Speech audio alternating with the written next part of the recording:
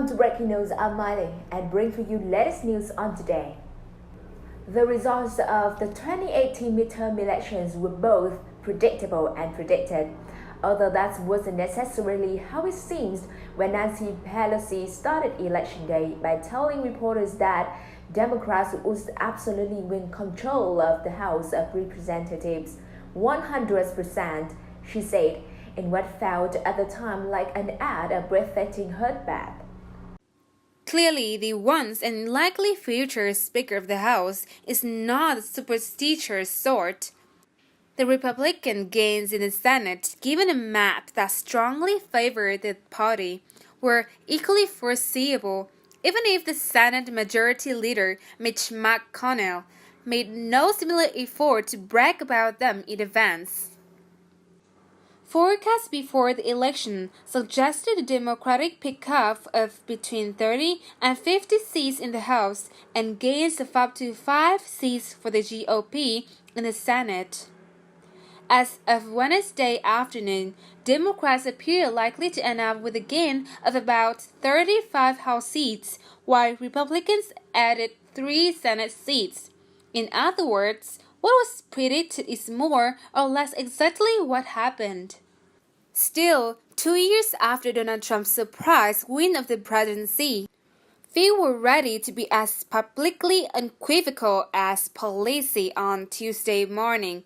Many around town went into the election with a palpable sense of dread, whether out of partisan jitters of fear that 2016 marked the death of reliable political handicapping.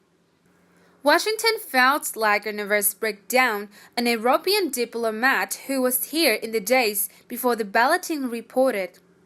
The congressional expert Norman Austin, a vocal critic of both the president's and Republican stewardship on Capitol Hill, emailed me not so long ago before the polls closed.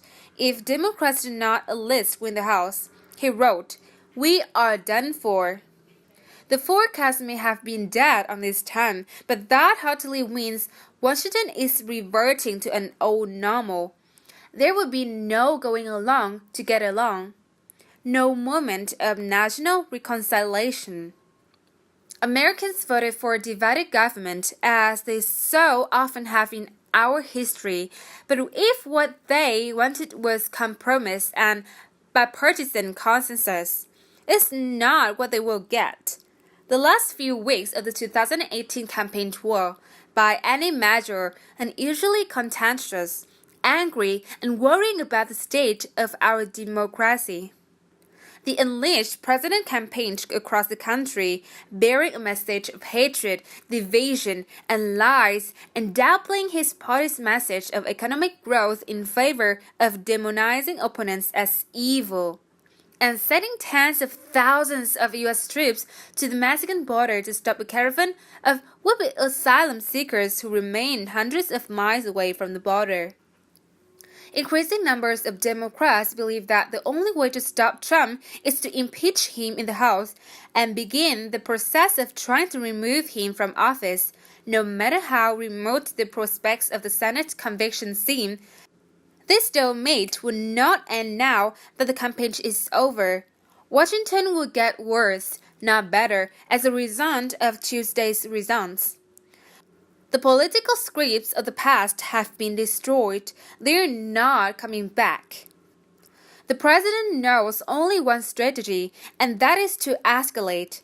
He's not going to pivot, and even if he wanted to pivot, it would be hard for Democrats to work with him. Sosnick said, "Oh, could it be otherwise?" The political self-interest of Democrats and Republicans, he added, particularly guarantee it. Trump is truly his party's leader now, and the new Republican makeup of the Senate and House, with moderates who question him largely purged, will only exacerbate this situation. Democrats, it seems, have yet to fully accept that this has happened. Will they finally get it now? No matter how flagrant his lies or how damaging the revelation, Trump's popularity with the American public has remained about 40%. This is as true today as it was 2 years ago. Almost everyone has made up his mind about Trump, leaving elections to hinge on turnout and the dwindling number of fan-sitting independents left in America.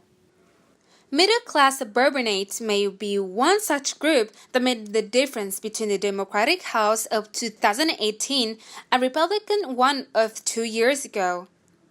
Trump has mastered the art of politics in such a situation. He didn't create this dynamic, but he has figured out how to exploit it, and is far more willing to do so than other modern politicians. He is a polarizing president of a polarized country. There was only one outcome that was likely on Tuesday night, and it happened. We'd be further apart as a country, Sosnick told me, as the polls were closing, and of course he was right. Trump waited not even a day before provoking an unanimous political crisis. That too was utterly predictable. And this story appears in breaking news, a news format unrelated twist and turns around presidential election. Subscribe and follow us along with more about Trump administration policy and the situation of election. And with that, ladies and gentlemen, we have reached the duration of today's program. Thank you for watching.